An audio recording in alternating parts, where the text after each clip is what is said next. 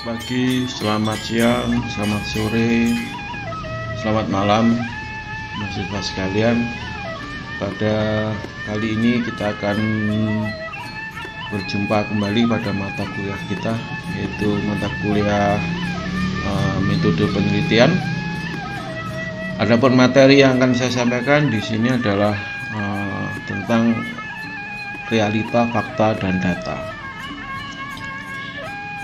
Kata-kata realita, fakta ini adalah mengawali untuk mendapatkan makna sebuah data. Karena yang penting adalah kalimat kata data dalam fokusnya adalah ke kalimat kata data ini. Karena data adalah merupakan bagian terpenting atau bagian penting dari sebuah penelitian. Sebuah penelitian tanpa data, maka penelitian tersebut tidak bisa diadakan. Jadi adanya data ini penting terkait dengan penelitian. Jadi Anda harus tahu apa sih yang disebut dengan data. Baik, kita coba kita lihat apa itu kata-kata ini, maknanya apa. Baik, realita atau kenyataan. Kita kasih tanda seru. Realita itu sama dengan kenyataan. Segala sesuatu yang dianggap ada. Jadi makna realita di sini adalah segala sesuatu yang dianggap ada. Ya, dianggap, ini saya kasih warna yang different. Artinya dianggap ini menduduki posisi penting, ya, dianggap segala itu yang dianggap ada. Jadi kata ini memaknai bahwa segala sesuatu yang dianggap ada. Sebab kata tersebut mencerminkan relativitas. Jadi kata dianggap ada ini bisa juga ditambah lagi dianggap tidak ada juga bisa. Ya, jadi segala sesuatu yang dianggap ada itu bisa disebut sebuah realita, tapi bisa juga segala sesuatu yang dianggap tidak ada, realitanya memang tidak ada. Gitu. Jadi kata-kata ini, sebab kata kalimat dianggap ini ada sebuah relativitas, ada relativitasnya ada. Tergantung, realita itu tergantung dari untuk siapa dan untuk apa. Nah itu ya. Oke, nanti kita pajankan lagi. Artinya apa yang ada bagi seorang belum tentu ada bagi yang lain, karena masing-masing memiliki pandangan yang berbeda tentang suatu hal. Nah, ini. Jadi di sini artinya tadi dianggap ada, memang kalau itu dibutuhkan, ya, tapi belum tentu ada bagi orang yang tidak membutuhkan, gitu ya. Demikian juga penelitian itu dianggap ada karena bisa itu menjadi sesuatu yang penting, tapi bisa juga dianggap tidak penting karena tidak terkait dengan penelitian tersebut. Nah, jadi di sini ada relativitasnya muncul. Artinya apa yang ada bagi seorang belum tentu ada bagi yang lain, karena masing-masing memiliki pandangan yang berbeda tentang suatu hal ini. Nah, oke, kita simpan dulu. Kita masuk ke definisi yang lain. Fakta, realita, fakta. Pernyataan tentang realita. Fakta itu pernyataan tentang realita. Nah, jadi pernyataan itu disampaikan disebut fakta. Yang kedua, seorang yang menceritakan suatu kejadian pada dasarnya adalah orang yang sedang mengemukakan fakta-fakta, mengemukakan pernyataan-pernyataan tentang suatu kenyataan. Fakta. Jadi seorang yang sedang mengemukakan fakta atau mengemukakan pernyataan-pernyataan tentang suatu kenyataan, tentang realita. Jadi seorang yang menceritakan kejadian menceritakan kejadian ini mengumumkan kata fakta. Penelitian pada intinya seperti itu, mengutarakan apa yang dialami oleh seorang peneliti, ya, menceritakan tentang fakta, bukan pernyataan yang tentang sesuatu kenyataan. Itu disebut orang yang berita tentang suatu kejadian pada dasarnya adalah orang yang mengumumkan fakta-fakta. Peneliti adalah ini, menceritakan suatu kejadian, suatu pengalaman, suatu setelah melihat sesuatu, melihat data-data, maka diutarakan itu fakta. Baik, oleh karena itu suatu fakta selalu bersifat subjektif. Nah, tadi kembali lagi ke tadi, realita ini bisa juga relatif kan, relatif. Demikian juga pernyataan ini, karena suatu fakta selalu bersifat subjektif, sifatnya bisa subjektif. Ini terlihat jelas dalam berbagai macam berita mengenai suatu kejadian yang dimuat oleh berbagai surat kabar yang berbeda, walaupun peristiwanya sama, namun berita mengenai peristiwa itu tidak akan pernah persis bisa sama. Jadi gitu ya.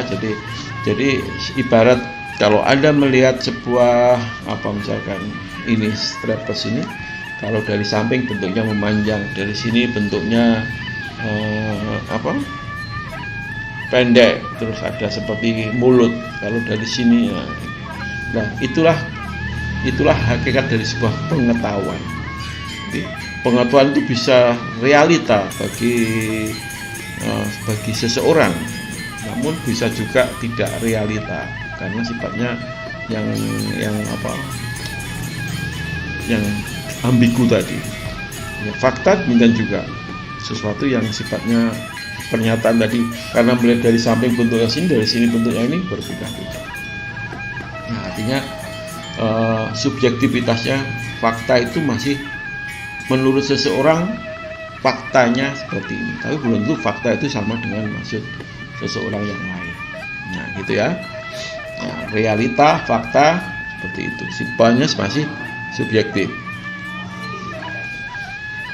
Di lain pihak, suatu fakta juga dapat dikatakan sebagai objektif karena selalu berdasarkan pada suatu kenyataan.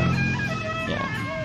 Jadi objektif, tidak subjektif menurut salah satu A gitu. Pernyataan yang tidak berdasarkan pada suatu kenyataan tidak dapat dikatakan sebagai fakta. Pernyataan yang tidak didasarkan pada suatu kenyataan maka bukan fakta. Dia lebih dapat disebut sebagai karangan atau hasil dari sebuah khayalan, hasil imajinasi. Jadi pernyataan tidak berdasarkan suatu kenyataan, fakta, ya, maka dia bukan sebuah pernyataan yang bagus. Bisa disebut sebagai karangan yang hasilnya sebuah khayalan saja. Oke. Fakta ini dapat menjadi data, tapi tidak semua fakta adalah data. Nah, ini garis besarnya ke sana. Fakta ini bisa disebutkan menjadi data, tapi tidak semua fakta adalah data. Nah, tergantung dari penelitiannya apa. Gitu ya. Jadi fakta di sini bisa sifatnya subjektif, tapi bisa objektif terhadap data yang dibutuhkan. Jadi malah objektif karena data itu dibutuhkan dalam penelitian tersebut. Jadi, namun fakta tersebut bisa juga subjektif karena menurut orang lain subjektif kan gitu. Fakta tersebut tidak menjadi data bagi orang lain. Itu perlu dipahami saudara.